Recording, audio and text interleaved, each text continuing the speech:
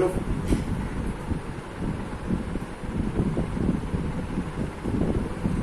Hello friends, कैसे हो सभी लोग। उम्मीद करता हूँ सब लोग बहुत बढ़िया होगी, अच्छे होंगे और बहुत अच्छे से हैप्पी टीचर्स डे मनाए होंगे। ठीक है, और हैप्पी टीचर्स डे की वजह से ही जो है कल क्लास आपको नहीं मिली, छुट्टी थी। और आज हम लोग जो है पॉलिटी, इंडियन पॉलिटी का, जैसे कि हम लोग ने 4 चैप्टर कंप्लीट कर चुके हैं। सबसे पहले historical background, making of the constitution, salient feature of the constitution, और चौथा चैप्टर था प्रीएम्बल। ये 4 चैप्टर कंप्लीट करने के बाद में अब हम लोग जो है 5वें चैप्टर की तरफ चल रहे हैं। बहुत इंपॉर्टेंट चैप्टर है। यहाँ से क्वेश्चन आपको जो है कई जगह आपको पीसीएस में या एसएससी में या यूपीएससी में आपको क्वेश्चन यहाँ से मिलते हैं। ठीक है, बहुत अच्छा चैप्टर है। उस चैप्टर का नाम है 5वां chapter, union and its territory. Union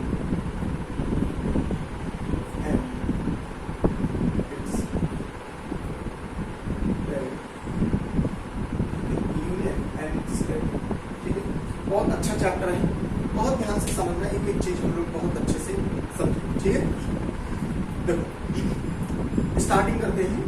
देखो हुआ क्या कि जब 1947 की जब आजादी है, ठीक है, जब आजादी हुई तो आजादी के समय जो है सबसे बड़ी समस्या एक और ये भी आ गई कि आजादी के समय ही जो है कॉन्स्टिट्यूएंट असेंबली अपना जो है काम कर रही थी, कॉन्स्टिट्यूशन बनना था।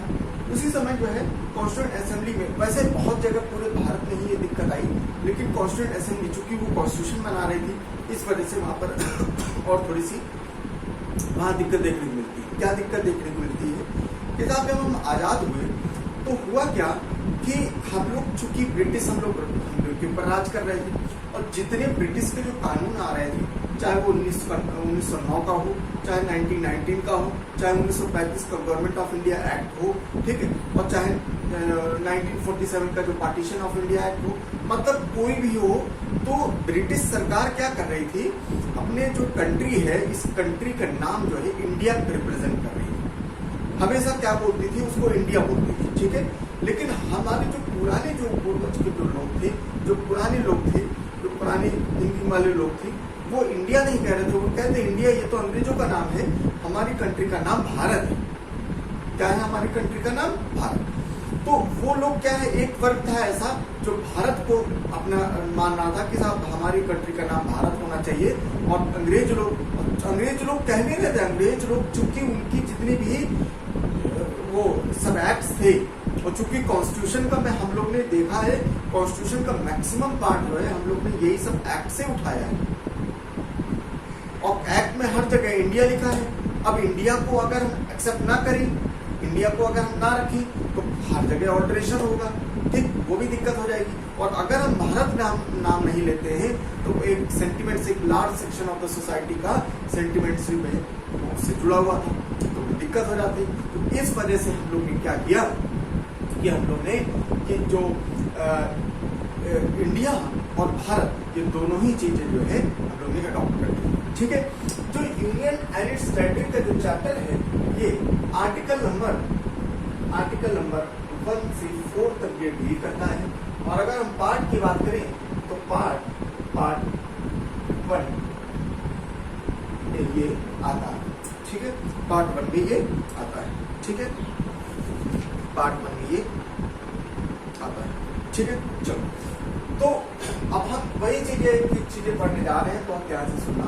ठीक है, आर्टिकल 1 से लेके 4 तक, 1 से लेके 4 तक जो भी चीजें हैं यूनियन एंड टेरिटरीज के बारे में है, और इसी में सारी चीजें आपको बहुत अच्छे से दे रखी है। ठीक है, इसमें article number 1, article number 2, article number 3 और आर्टिकल नंबर 4, जिसमें कि आर्टिकल नंबर 1 और आर्टिकल नंबर 3 ये बहुत इंपॉर्टेंट है। ठीक है, 2 उतना इंपॉर्टेंट नहीं है और 4 भी उतना नहीं है। हाँ ठीक है, हम चीजें बताएंगे आपको, लेकिन आर्टिकल 1 और आर्टिकल 4 भी इवन ठीक है, लेकिन आर्टिकल 2 उतना जो है इंपॉर्टेंट है। एक एक बात को हम लोग समझते हैं। जैसे कि मैंने बताया कि हम लोग जब आजादी के समय क्या हुआ, हम लोग दोनों नाम को अडॉप्ट करते हैं, कॉन्स्टिट्यूशन में हम लोग दोनों नाम अडॉप्ट करते हैं, इंडिया भी नाम अडॉप्ट करते हैं और भारत भी नाम अडॉप्ट करते हैं। क्यों?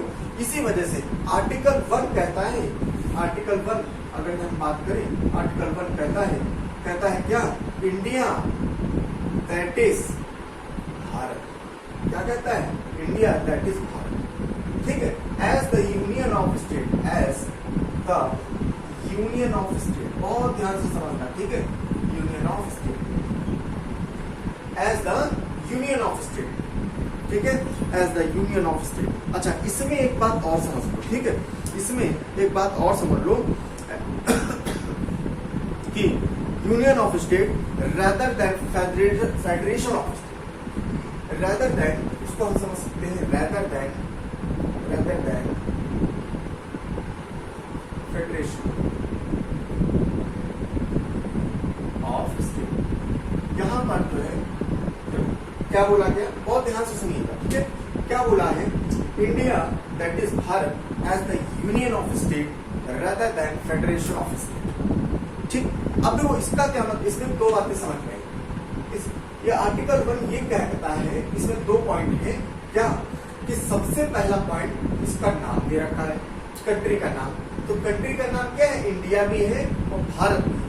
अगर हम कॉन्स्टिट्यूशनली तरीके से देखें तो हमारी कंट्री के कितने नाम हैं, 2 नाम, ठीक है। वैसे तो आप हिस्ट्री पढ़ोगे तो आपको बहुत सारे नाम मिल जाएंगे, तो साहब ये भी नाम है इंडिया का, ये भी नाम है, ये भी नाम है, ये भी नाम है, ठीक है, अपने अपने जो है हिस्ट्री में इतिहास के तौर पर जो है बहुत सारे नाम है, ठीक। लेकिन अगर चूंकि कॉन्स्टिट्यूशनली देखें तो इसमें 2 नाम है, India that is Bharat, clear है। इसी वजह से गवर्नमेंट ऑफ इंडिया लिखा जाता है और भारत सरकार लिखा जाता है, ठीक है, 2 चीजें लिखा जाए और कुछ नहीं लिखा जाता है। क्या लिखा जाता है, गवर्नमेंट ऑफ इंडिया इंग्लिश में लिखते हैं तो क्या लिखते हैं, गवर्नमेंट ऑफ इंडिया, है ना, और अगर हिंदी में लिखते हैं तो क्या लिखते हैं, भारत सरकार, ठीक है।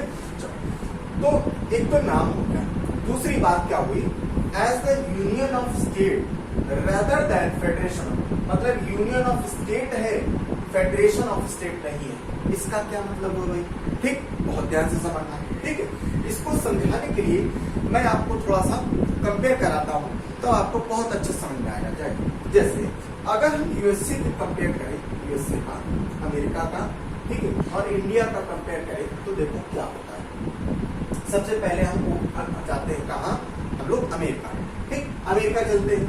अमेरिका में आपने देखा होगा कि अमेरिका में कितने, जैसे ये मान लो ये अमेरिका है, ठीक है, ये मान लो ये अमेरिका है। अमेरिका में कितने स्टेट हैं, 50, कितने स्टेट हैं, ऐसे ऐसे करके 50 स्टेट, क्लियर। ये जो 50 स्टेट है ना, ये 50 स्टेट नहीं हुआ करते थे, ये क्या थे, ये एक इंडिविजुअल छोटी छोटी कंट्रीज होती थी, ठीक है।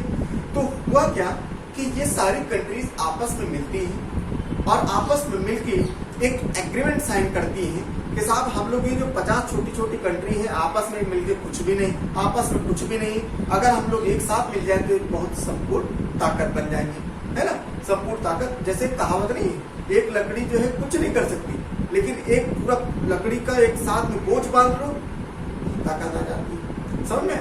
तो उसी प्रकार से तो क्या हुआ, छोटी छोटी कंट्रीज थी, आपस में इन्होंने क्या यूनाइट किया, एग्रीमेंट किया, और एग्रीमेंट साइन करने के बाद में ये लोग क्या हो गई, यूनाइट हो गई, और ये सारी कंट्रीज क्या हो गई, एक यूनाइट करके एक यूएसए कंट्री बनाती है, एक कंट्री बनती है, that is the United state of America.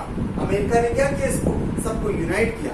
तो अब ये कंट्रीज नहीं रह गई, अब क्या हो गई, ये कंट्री बन गई यूनाइटेड स्टेट ऑफ अमेरिका, क्यों सब यूनाइट हो गई, तो ये सारे यूएसए के स्टेट हो गए, यूएसए के स्टेट कितने, 50, ठीक है, समझ में।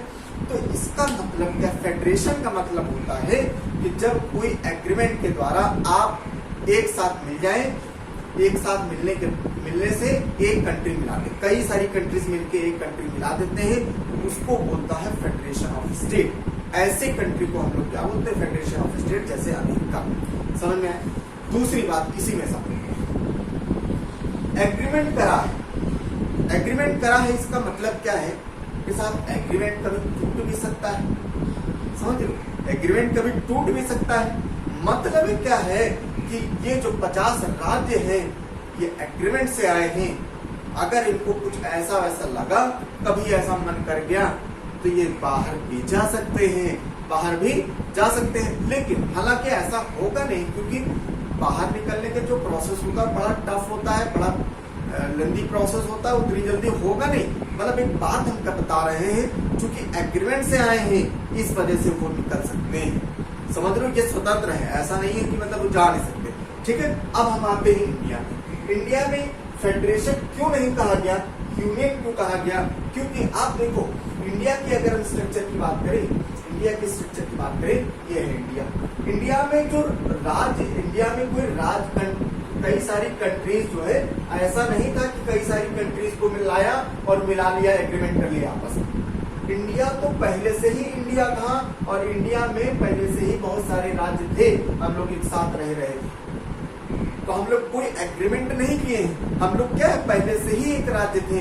तो हम लोग इसी वजह से हम लोग कहा जाता है यूनियन ऑफ स्टेट। हम लोग क्या है, यूनियन है, समझ रहे हो?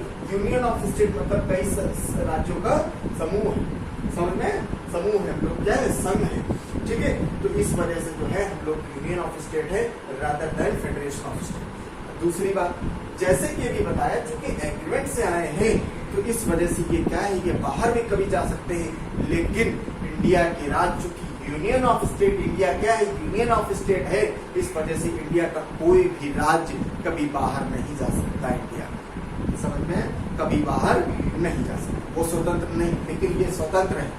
समझ में आया दोनों शब्द में? ठीक है, इसका ये मतलब होता है। तो अब देखो, अब आर्टिकल 1 से हमको दो बातें समझ में आई। पहला क्या, आपको पहला क्या समझ में आया कि साहब पहला तो क्या है, इसमें 2 पॉइंट। एक तो आर्टिकल 1 में बताया है कि नेम ऑफ द कंट्री के बारे में, ठीक है, नेम बताता है। ठीक है, नेम क्या है, इंडिया और भारत, ये 2 शब्द है। ठीक, दूसरी बात बताता है कि साहब हमारे यहाँ पॉलिटी किस प्रकार से है। पॉलिटी मतलब क्या है, राज व्यवस्था कैसी है, राज व्यवस्था कैसी है, हमारे यहाँ कैसी व्यवस्था है, एक यूनियन ऑफ स्टेट की व्यवस्था है। एक यूनियन बनाया गया है, कोई फेडरेशन नहीं। हालांकि स्ट्रक्चर फेडरेशन का है, स्ट्रक्चर क्या है, फेडरेशन का है, लेकिन हमारे अगर राज्य की बात करें तो राज्य जो है वो यूनियन। समझ में आया? ठीक है, आर्टिकल 1 ये चीजें बताता है, बहुत अच्छे से समझ में आया। तो ये सारी चीजें जो है, ये कॉन्स्टिट्यूएंट असेंबली जब बनी तो कॉन्स्टिट्यूएंट असेंबली में ये सारी चर्चाएं हो रही थी, ये सब बड़ी दिक्कतें हो रही थी। साहब कोई बोल रहा था कि साहब भारत रखो, कोई बोल रहा था इंडिया रखो। तो यही क्या हुआ कि इसमें दोनों चीजें रखी गई। और ये यूनियन ऑफ स्टेट है, फेडरेशन ऑफ स्टेट क्यों नहीं है, ये मैं नहीं कह रहा हूँ, ये B.R. अम्बेडकर साहब कह रहे हैं कि फेडरेशन ऑफ स्टेट क्यों नहीं है, क्योंकि हम लोग कोई एग्रीमेंट, हमारे स्टेट्स में कोई एग्रीमेंट नहीं हुआ है। सर में हमारे स्टेट में कोई एग्रीमेंट नहीं हुआ है, हम लोग क्या पहले से ही यूनाइट थे, हम लोग के स्टेट पहले थे ही। समझ में आया? ठीक है, तो ये हो गया तुम्हारा आर्टिकल नंबर 1। ठीक है, अच्छा आर्टिकल नंबर 1 हो गया। लेकिन अब हम लोग इसमें एक बात और कर सकते हैं, क्योंकि हम यूनियन, ये साथ हम टेरिटरी की बात कर रहे हैं, तो आर्टिकल 1 जो है ये भी बताता है कि साहब हमारी जो टेरिटरी है वो क्या है। ठीक है, हमारी टेरिटरी जो है वो क्या है। तो टेरिटरी की अगर बात करें तो टेरिटरी ऑफ इंडिया, अगर टेरिटरी ऑफ इंडिया की बात करें, टेरिटरी ऑफ इंडिया, ठीक है, इंडिया की बात करें तो इसमें क्या क्या आता है, नंबर 1 आता है, इसमें स्टेट, नंबर 1 पे क्या है, स्टेट्स आते हैं, राज्य आते हैं। नंबर 2 इसमें क्या आता है, यूनियन टेरिटरीज आते हैं। ठीक है, यूटी आती है, राज्य केंद्र शासित प्रदेश आते हैं। और अगर हम तीसरी बात करें तो वो आएगा, ठीक है, वो एरिया आएगा, area may be acquired by, may be acquired by government of India. ठीक है, वो एरिया जो कि गवर्नमेंट ऑफ इंडिया एक्वायर कर लेती है, वो सारी चीजें जो है क्या आ जाएंगी, वो टेरिटरी ऑफ इंडिया में कहलाया जाएगा। समझ में? तो टेरिटरी ऑफ इंडिया क्या है, टेरिटरी ऑफ इंडिया एक वाइडर सेंस है। ठीक है, टेरिटरी ऑफ इंडिया क्या है, वाइडर सेंस है। बहुत ध्यान से सुनना, इसमें क्या आता है, राज्य आते हैं। तो इसमें कितने राज्य हो गए, 28 राज्य हो गए। ठीक है, और यूनियन टेरिटरी कितनी, 8 हो गई। प्रेजेंट की बात कर रहे हैं, 8 हो गई। ठीक है, और एरिया, वो एरिया जो गवर्नमेंट ऑफ इंडिया कभी भी अगर एक्वायर कर लेती है तो उसको जो है गवर्नमेंट, उसमें टेरिटरी ऑफ इंडिया में कहा जाएगा। जैसे मान लो ये है भाई, जैसे मान लो ये इंडिया, ठीक है। अब हुआ क्या, यहाँ वाला पार्ट, ये पाकिस्तान का पार्ट, भाई इंडिया क्या हुआ, इंडिया ने जान लो ये वाला पार्ट ले लिया, ठीक, ये वाला पार्ट ले लिया, तो क्या हो जाएगा, ये भी टेरिटरी ऑफ इंडिया में आ जाएगा, ठीक। तो टेरिटरी ऑफ इंडिया एक वाइडर सेंस है, वो कभी भी बढ़ता रहेगा। अगर मान लो कोई चीज ले लिया तो बढ़ जाएगा, समझ में, पर दे नहीं सकता इतनी जल्दी, ठीक है। देने के क्या प्रोसीजर है वो अभी हम आगे बताएंगे, ठीक। चलो, तो ये हो गया तुम्हारा आर्टिकल नंबर 1, बहुत अच्छे से उम्मीद करता हूँ समझ में आया होगा, ठीक है। इवन एक बात और समझ लो, फिर हम लोग आर्टिकल नंबर 2 में चलते हैं। क्या कि जो ये आर्टिकल, जो टेरिटरी ऑफ इंडिया है जिसमें 28 राज्य हैं, ठीक है, तो ये 28 राज्य में इनमें कोई भी प्रकार की इनमें भेदभाव नहीं होता है, कोई भी इनके जो प्रोविजन है वो सारे के सारे राज्य में बिल्कुल समान है। लेकिन एक्सेप्शन ये है, एक्सेप्शन उनको दिया जाता है, एक्सेप्शन जो दिया जाता है ना, तो कोई आधार होगा, तो आधार क्या होता है कि भाई बेसिकली एक्सेप्शन उनको दिया गया है। जैसे आपने देखा होगा यहाँ पर नॉर्थ ईस्ट की जो 7 सिस्टर्स है, समझ, तो इनको दिया गया है, ठीक। और दूसरा आधार ये होता है कि साहब वो उनकी ज्योग्राफिकल कंडीशन ऐसी हो कि जिनकी जो है बाउंड्री, मैक्सिमम बाउंड्री जो है इंटरनेशनल बाउंड्री से लगती है, ठीक, उस आधार पर दे देते हैं, ठीक। या तो ऐसी बहुत मतलब बहुत हाइट पर है, तो जहां पर डेवलपमेंट नहीं हो सकता उस लेवल का, जहां सरकार उस लेवल नहीं पहुंच पाती, इस वजह से इस आधार पर जो है ज्यादातर इनको जो है आपको वो दे दिया जाता है। जैसे पार्ट 21 में स्पेशल प्रोविजन कुछ राज्यों को दिए गए हैं, जैसे गुजरात हो गया, जैसे महाराष्ट्र हो गया, ठीक है, गुजरात हो गया, महाराष्ट्र हो गया, मणिपुर हो गया, आंध्र प्रदेश हो गया, नागालैंड हो गया, असम हो गया, ठीक है, कर्नाटक, गोवा, ये सारी जो राज्य हैं इनको स्पेशल प्रोविजन में रखा गया है पार्ट नंबर 21 में। इसके अलावा कुछ ऐसे भी राज्य हैं जैसे शेड्यूल एरिया, ट्राइबल एरिया, इनको भी शेड्यूल नंबर 5 और 6 में स्पेशल प्रोविजन की बात कही गई है, समझ में आया, ठीक है। किसको जैसे शेड्यूल जो है हमारे शेड्यूल्स हैं, हम लोग बहुत अच्छे से पढ़ेंगे, शेड्यूल 5 एंड 6, इनमें किसकी बात कही गई है, शेड्यूल एरिया को, schedule area and tribal area, ठीक है, ट्राइबल एरिया के बारे में बोला है। तो उम्मीद करता हूं आर्टिकल नंबर 1 बहुत अच्छे समझ में आया होगा, ठीक है। आर्टिकल नंबर 1 आपको बहुत अच्छे से समझ में आया होगा, ठीक है। अब हम आते हैं आर्टिकल नंबर 2, ठीक है, आर्टिकल नंबर 3,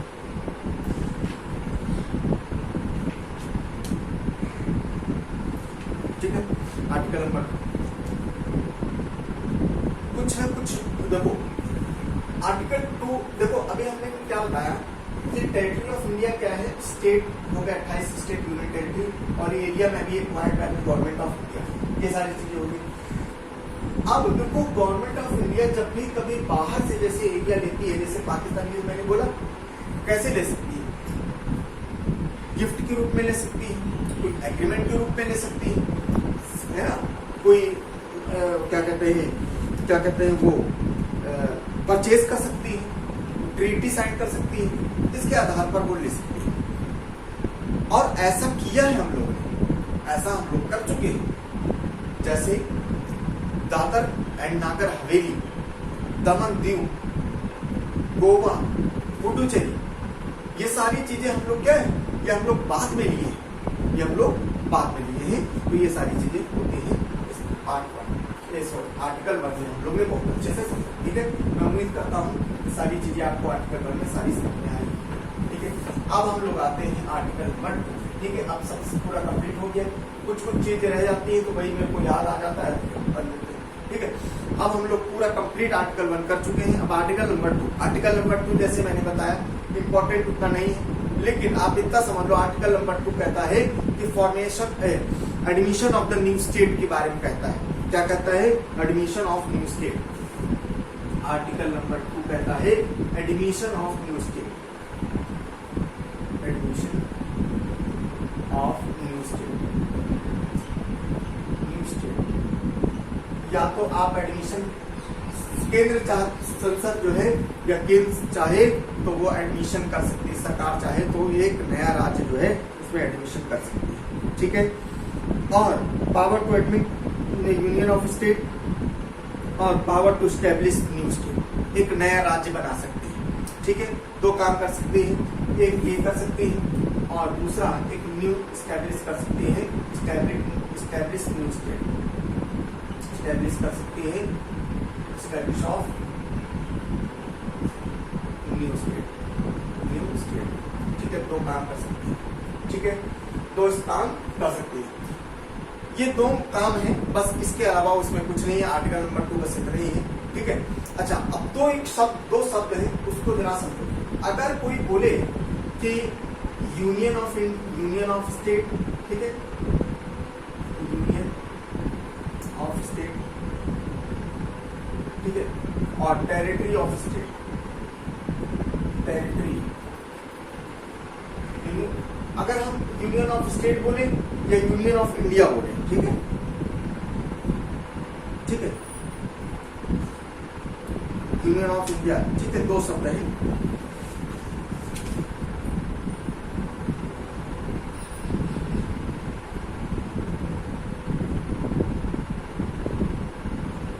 ठीक है,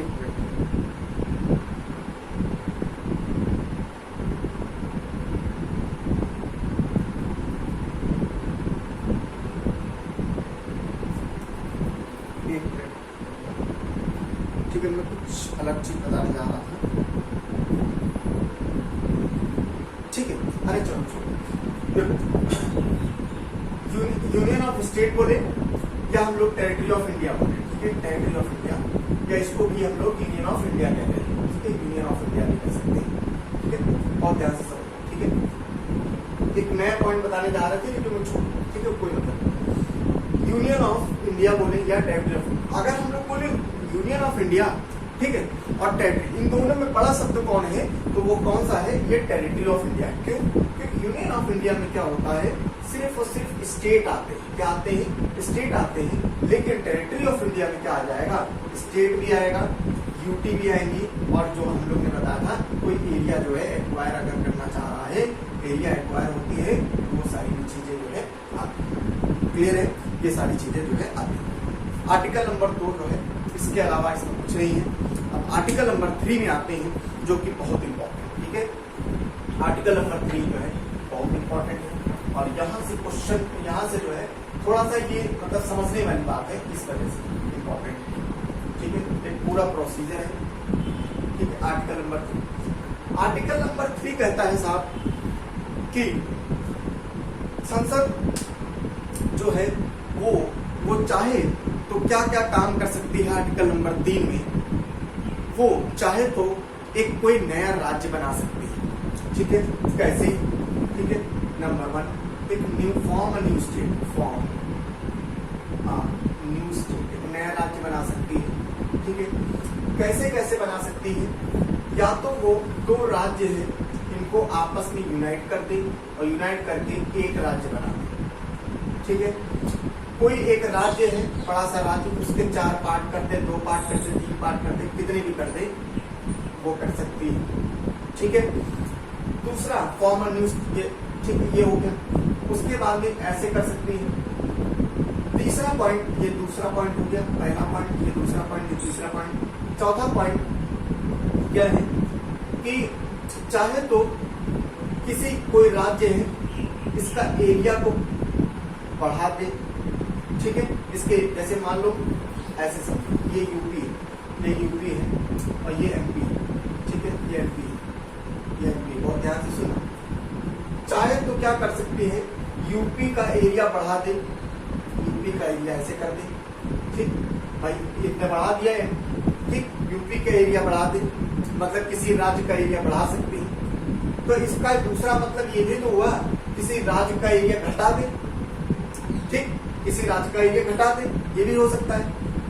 5वां पॉइंट है, किसी राज्य का नेम चेंज कर सकता है, नेम चेंज कर सकता है, ठीक। इतने काम हो सकते हैं आर्टिकल नंबर 3 के अंदर। सबसे पहला कोई राज्य का फॉर्मेशन कर सकता है, नए राज्य का, किसी राज्य का डिवाइड कर सकता है, किसी राज्य को डिवाइड कर सकता है, दो राज्यों को आपस में मिला सकता है, उसका नाम बदल सकता है, उसका एरिया को बढ़ा सकता है, घटा सकता है। मतलब कह सकते हैं ये जितनी जो एक्टिविटीज हो रही है with in the territory of India, with in the territory of India, बाहर नहीं, जो इंडिया की जो टेरिटरी है ना उसी के अंदर कुछ भी कर सकती है। रीऑर्गेनाइजेशन ऑफ स्टेट कहा जाता है इसको। क्या कहते हैं? रीऑर्गेनाइजेशन ऑफ स्टेट कहा जाता है, राज्यों का पुनर्गठन कहा जाता है। ठीक है, चाहे तो वो नाम बदल सकती है, चाहे वो तो एक के दो भाग कर सकती है, दो के एक मिला सकती है, ठीक, ऐसे सारी चीजें कर सकती है। आर्टिकल नंबर 3 में ये कहा गया है कौन कर सकता है, संसद कर सकती है। जितने भी प्रोसेस है ये, चाहे वो नया राज्य बनाना हो, दो को जो है एक मिला के एक बनाना हो, दो को चार कर देना हो, नाम बदलना हो, एरिया बढ़ाना हो, घटाना हो, ये सारी चीजें जो करना है उनका सिंपल एक प्रोसीजर है, सबका एक प्रोसीजर है। क्या प्रोसीजर है? बहुत ध्यान से सुनिए। देखो, जैसे हम कोई राज्य का एग्जांपल ले लेते हैं, यूपी का ही ले लेते हैं, ठीक है, यूपी का ही एग्जांपल ले लें। यूपी बहुत बड़ा है, ठीक है, यूपी बहुत बड़ा है, इस वजह से हम यूपी का ही एग्जांपल ले लेते हैं। अब संसद अगर चाहा जाए के साथ यूपी जो है, उत्तर प्रदेश, लोकसभा की सीट जो है यहीं से जाती है, ठीक है, बहुत बड़ा राज्य है और मैनेज नहीं हो पा रहा उतना, एडमिनिस्ट्रेशन जो है, प्रशासन उतने अच्छे से सुलभ तरीके से नहीं हो पा रहा है, तो केंद्र की संसद जो है क्या कर सकती है, एक प्रस्ताव बनाएगी और वो प्रस्ताव किसका, division of Uttar Pradesh into 2 parts या 3 पार्ट्स या जो 2 पार्ट में अगर मान लो डिवाइड करना है, एक प्रस्ताव बनाएगी reorganisation of Uttar Pradesh into 2 parts, bill बनाएगी और बिल बना के भेजेगी राष्ट्रपति के पास, प्रेसिडेंट के पास। अब प्रेसिडेंट क्या करेगा, प्रेसिडेंट जब बिल लेगा, देखेगा कि भाई इसको तो उत्तर प्रदेश में जो है 2 भाग में विभाजित करना है, तो क्या करेगा, उत्तर प्रदेश के पास ये बिल भेजेगा।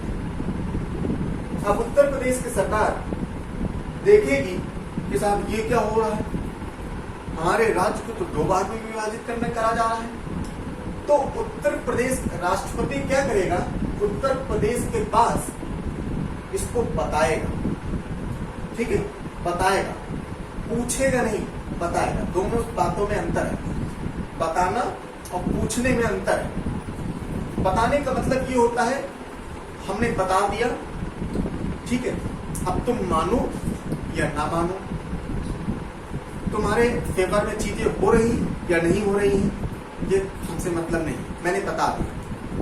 पूछने का मतलब है कि स्टेट के पास ज्यादा पावर है और स्टेट जो है कर सकती है, स्टेट मतलब ना नौकरी कर सकती है कि हाँ भाई ना बदलो, 2 में ना बदलो, 4 में बदल दो, ऐसे ना ऐसे बदलो, तो ऐसा कुछ हमने बताया।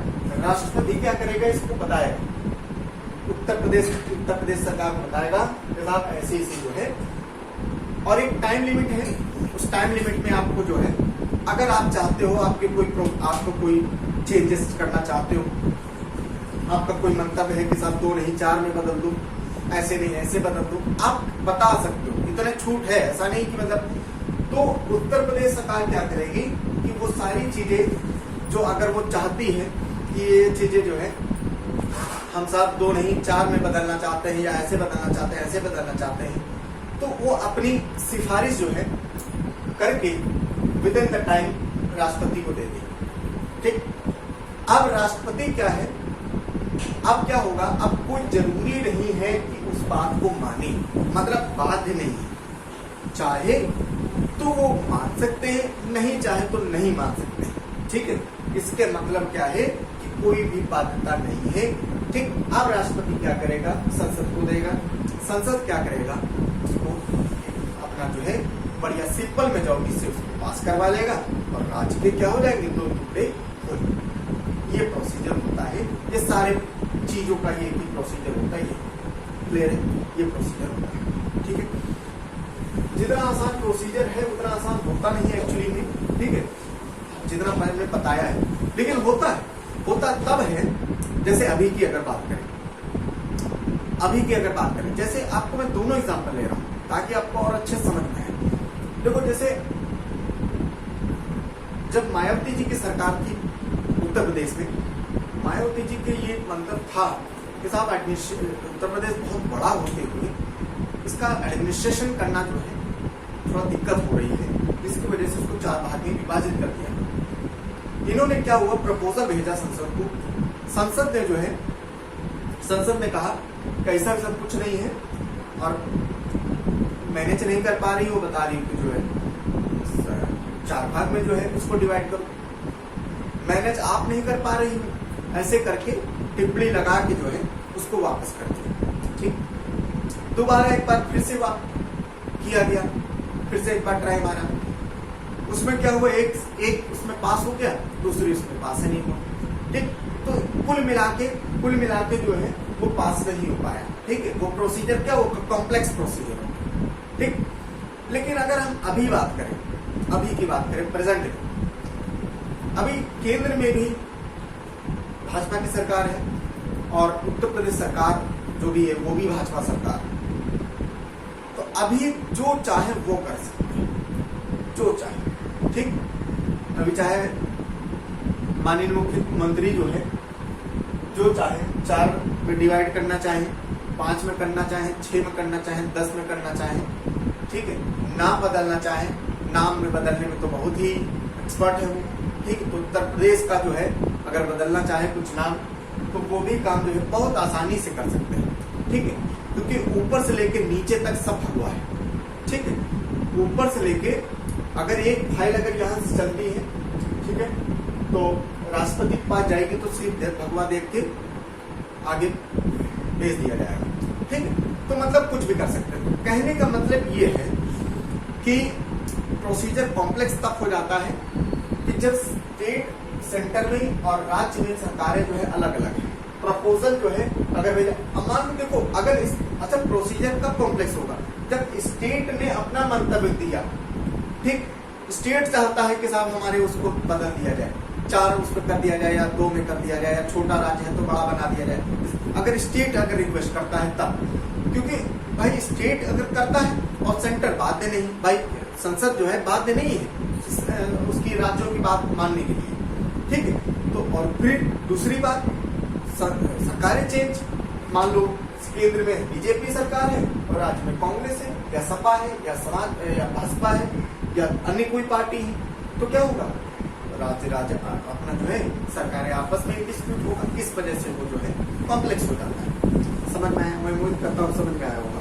आर्टिकल नंबर 3, तो आर्टिकल नंबर 3 में यही दे रखा है, ये सारी प्रोसीजर जो है ये सारा होना है, कैसे होता है रीऑर्गेनाइजेशन का, क्लियर है। ठीक है, ये सारी चीजें मैं जो है मैंने आपको पूरा बताया। दूसरी बात, संसद जो है, संसद राज्य को अपने हिसाब से बदल सकती है, काट सकती है, छांट सकती है, एकस मिला सकती है, सारी चीजें कर सकती है। लेकिन क्या राज्य सरकार भी यूनियन को भी कर सकती है? नो, राज्य सरकारें जो है वो यूनियन को चैलेंज नहीं कर सकती। इसी वजह से कहा गया है कि अपना indestructible union of destructible state, ऐसा कहा गया है। मतलब जो है अभाज्य संघ या केंद्र और भाज्य जो है हमारा स्टेट, राज्य होता है। ठीक है, मोरओवर अब हम आते हैं, ये सारी चीजें हमारी हो गई आर्टिकल नंबर 3। ठीक है, अब आते हैं आर्टिकल नंबर 4। ठीक है, मैं उम्मीद करता हूँ आर्टिकल नंबर 3 समझ में आया होगा। ठीक है, आर्टिकल नंबर 4 में जो है अब देखते हैं क्या आर्टिकल नंबर 4 क्या कहता है। कहता है कि साहब कि जो हम लोग ने बात कही आर्टिकल नंबर 2 में, क्या admission of new state, admission of new state, ठीक है। और आर्टिकल नंबर 3 में जो बात कही कि formation of new state, formation of new state या reorganisation of state, reorganisation of new state, of state, ठीक। ये जो बातें कही आर्टिकल नंबर 2 और 3 में, ये सारी की सारी बातें जो है ये आप जो कर सकते हो, ये सारी की सारी बातें अंडर द ये सारी की सारी बातें जो है आप कर सकते हो। Declare that law admission of the new state in ये are not to be considered as amendment of the constitution of article 368। मतलब इनका जो है कॉन्स्टिट्यूशनल अमेंडमेंट की जरूरत नहीं है, ठीक है। अंडर आर्टिकल कॉन्स्टिट्यूशनल अमेंडमेंट जो होता है, ठीक है, अमेंडमेंट जो होता है 368 में जो प्रोसीजर दे रखा है वो करने की जरूरत नहीं है। ये सारी चीजें एक सिंपल लॉ बना के जो है किया जा सकता है, ठीक है, सिंपल लॉ बना के जो है किया जा सकता है। लेकिन अगर मैंने जितनी भी चीजें आर्टिकल नंबर 3 में जो है दे रखा है, पूरा इंटरनल स्ट्रक्चर को जो है सही करना, ये सारी चीजें क्या है, अमेंडमेंट की जरूरत नहीं है। लेकिन अगर आप एक काम कर रहे हो क्या कि जैसे मैंने अभी बताया क्या आर्टिकल नंबर 3 में क्या है, with in the territory of India आप कुछ भी करो, लेकिन अगर आप कोई टेरिटरी बाहर की ले रहे हो तो भी कोई दिक्कत नहीं है।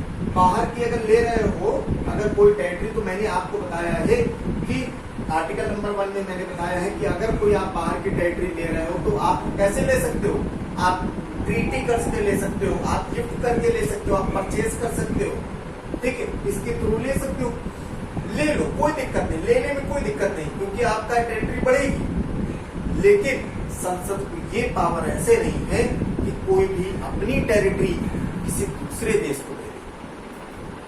अगर ऐसा करोगे तो आपको क्या करना पड़ेगा, आर्टिकल 368 में अमेंडमेंट करना पड़ेगा, और वो अमेंडमेंट करना पड़ेगा तब जाके आपको ऐसा करना पड़ेगा। जैसे हुआ है ऐसा, हम लोगों ने पिछले ही क्लास में एक बहुत इंपॉर्टेंट केस पढ़ा था, बेरूबारी का केस 1960 का। बेरूबारी जो केस था, ठीक है, बेरूबारी का जो केस था, बेरूबारू यूनियन 1960 का जो केस था कुछ इसी प्रकार का था।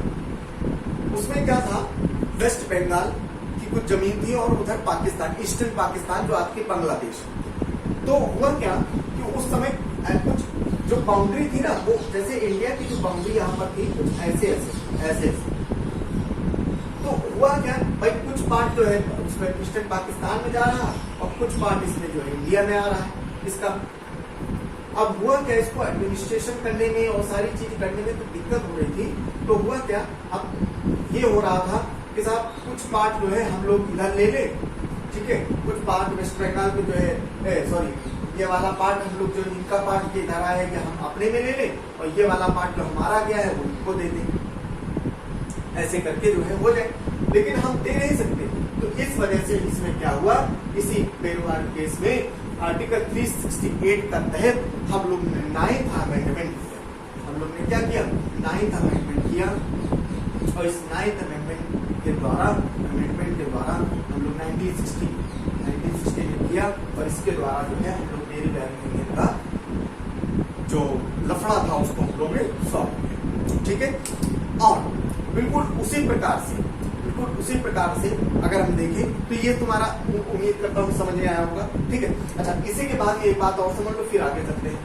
फिर क्या हुआ, ये 1960 में हो गया, फिर 1969 में साहब ये बोला गया, 1969 में सुप्रीम कोर्ट एक रूलिंग लाता है और कहता है कि साहब ये सारी जो चीजें हैं, ठीक है, ये सारी जो चीजें हैं, on other hand Supreme Court in the 1969 ruled that settlement of the boundary dispute between India and other country, अगर बाउंड्री के बीच में अगर कोई दिक्कत हो रही है, कोई डिस्प्यूट हो रहा है, तो देशों के बीच में अगर बाउंड्री का कोई दिक्कत हो रहा है वो उसके लिए अमेंडमेंट की जरूरत नहीं है। उसके लिए आप क्या कर सकते हो, आप आपस में एक एग्जीक्यूटिव लॉ बना के एग्जीक्यूटिव के माध्यम से आप इसको सॉल्व कर सकते हो। क्या बोला गया कि India and other country does not require any constitutional amendment, it can be done by executive action. Executive action का मतलब क्या है कि यहाँ के एग्जीक्यूटिव मतलब जैसे अपनी कंट्री के एग्जीक्यूटिव और उनकी कंट्री के एग्जीक्यूटिव, ये आपस में क्या है, आपस में बात कर लें। आपस में बात करके एक जो है ट्रीटी अपना जो भी कर रहा है वो अपना सॉल्व कर सकते हैं। उसमें अमेंडमेंट की जरूरत नहीं है, ठीक है, कि बार बार अमेंडमेंट करते रहोगे, ठीक, तो अमेंडमेंट की जरूरत है उसमें नहीं है। डज नॉट रिक्वायर अमेंडमेंट, ठीक है। It does not involve secession of Indian territory to the fundamental. समझ में? तो ये सारी चीजें जो है प्रोसीजर। अब आता है बांग्लादेश का मैटर, कि जो बांग्लादेश में अभी जो हुआ था कि exchange of territory with in Bangladesh से जो अभी हुआ था 2015 का मैटर है, तो उसमें भी यही हुआ था कि हम लोग 100th अमेंडमेंट किए थे, 100th अमेंडमेंट किए थे। और 100th अमेंडमेंट में हम लोग ने क्या किया था, बिल्कुल वही काम जो इसमें हुआ था। हम लोग ने करीब, अब हम लोग का जो इंक्लेव थी ज्यादा, हम लोग की जमीन ज्यादा है, एरिया जो था वो ज्यादा था, करीब 111 इंक्लेव, करीब 111 इंक्लेव हम लोग ने बांग्लादेश को दे दिया, बांग्लादेश को दे दिया, ठीक है, दे दिया। और ठीक है, और करीब 51 इंक्लेव जो है बांग्लादेश से इंडिया को हम लोग ने ले लिया, ठीक है। तो ये प्रोसीजर था इसका, उसका जो 7th अमेंडमेंट था 2015 बांग्लादेश का जो बना हुआ था, समझ में? तो ये सारी चीजें जो है हुई थी, और यहाँ से जो है थोड़ा सा अब ये आज रोक रहे हैं, बस यहीं तक। और आगे हम लोग जो है नेक्स्ट क्लास में इस चैप्टर को कंटिन्यू करेंगे, ठीक है। अभी कुछ चीजें बाकी हैं, इस वजह से हम लोग इसको जो है आगे हम लोग करेंगे, ठीक है। उम्मीद करता हूँ आपको सारी